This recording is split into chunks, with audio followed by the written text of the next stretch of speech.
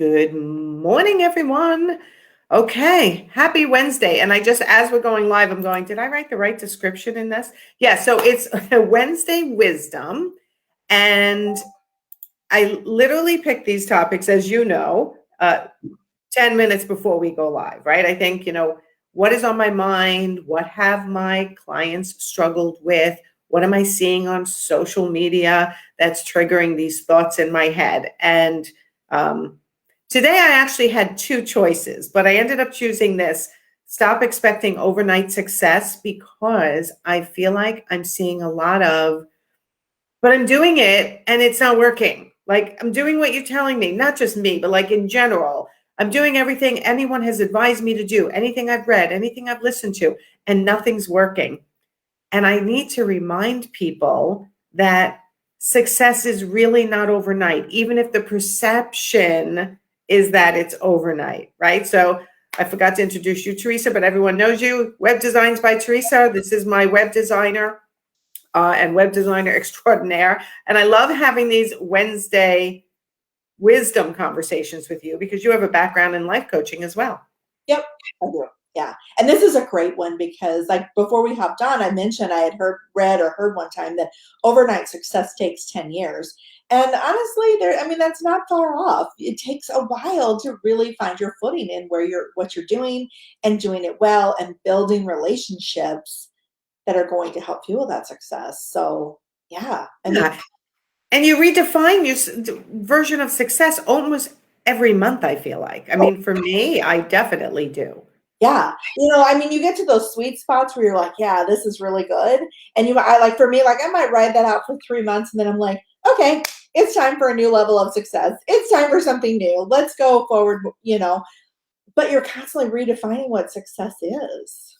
Well, I think as entrepreneurs, we get bored really easily, right? This is why when I became a coach, this was my perfect career. I should have done it when I was in my 20s, because I get bored so easily. I like to build businesses. That's what I like to do, right? So I've had 3 businesses myself, and now I know I'm going to stay here because I get to build everyone else's businesses. So I'm always getting the variety.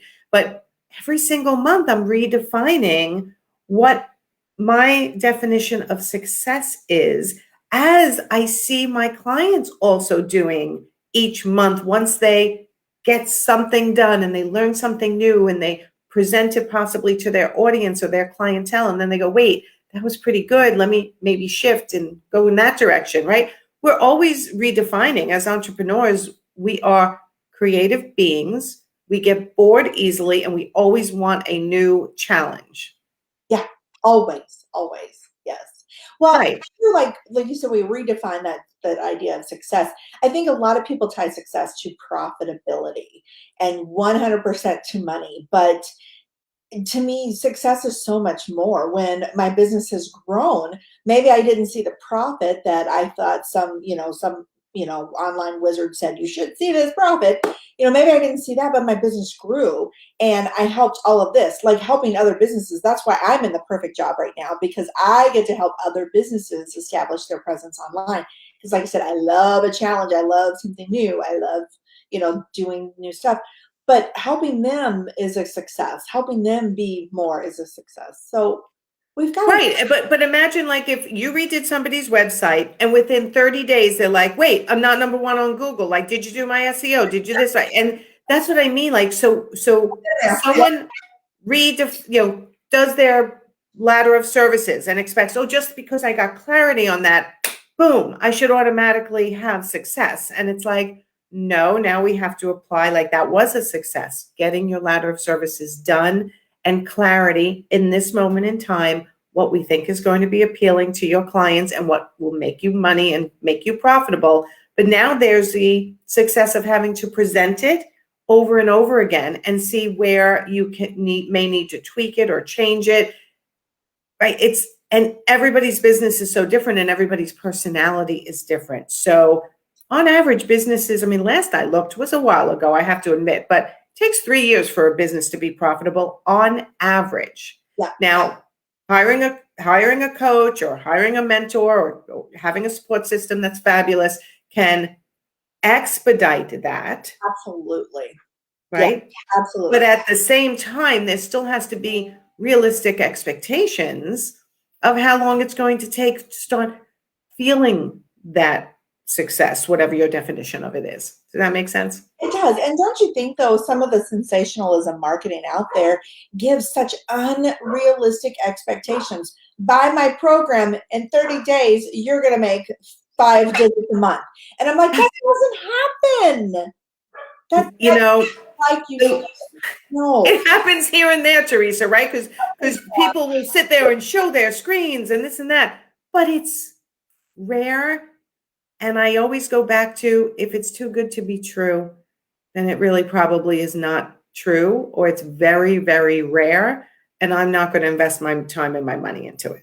Well, and I actually had a coach at one point. She was very highly successful and she jumped quick and she showed the numbers and she did all of that.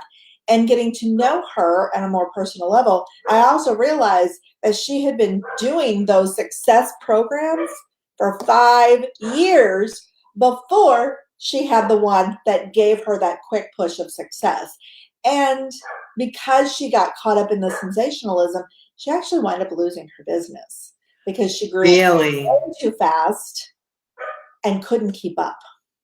Well, because there are different skills you need to master at each level, right? So when you're a new business owner, you're literally mastering, and I'm going to say new business owner, it could also be someone who's been in business for a long time, but they've never really made money or never been profitable enough to their liking. So it's almost like they're starting from scratch as a business or as a profitable business owner, right? You could be, I don't care how old you are. You could be 50, you could be 60, you could be 40, 30. If it's not a brand new business for you, but it's a brand new awareness that you really haven't maybe been a profitable business up until now. Yeah. Right? So then what's your definition of success? You're starting from scratch. It could take 2 to 3 years till you get everything you need. But you start out as that new business, you're a worker in your business, right? You're doing your process, your clarity, your day to day. How do I manage my life?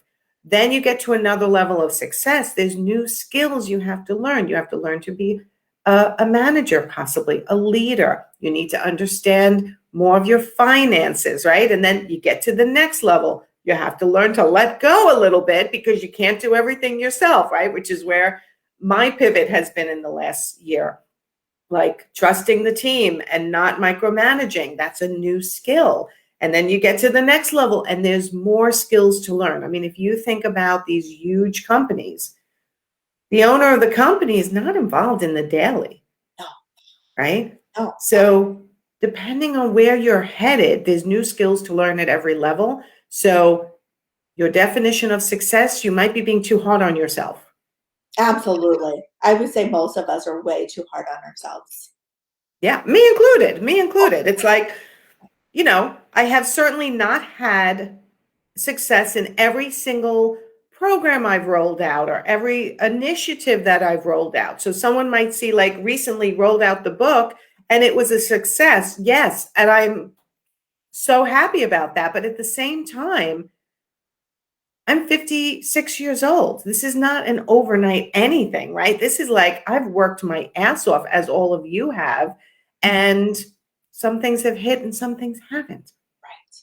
Well, right?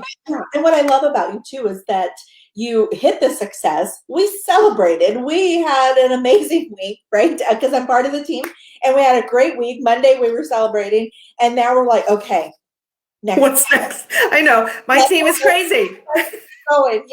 But that's how it is, and that's the joy and the fun of being an entrepreneur. Is I think we lose the joy and fun of being an entrepreneur because we get so caught up in this arbitrary idea of what success should be and where we should be and what we should be doing, that we don't celebrate along the way and we don't grow and have fun either.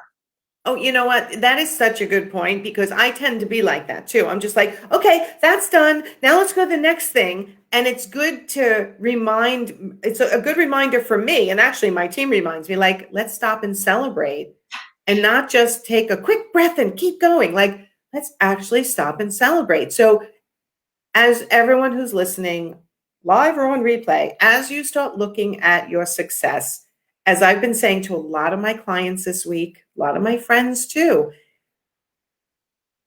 don't necessarily judge yourself on today, this week, or even this month. I want you to imagine what you're doing today, the little successes, the little teeny successes, that things you're checking off your to-do box or ways you're improving your business little by little. What is your business going to look like by December 31st, 2021? Yeah. Right?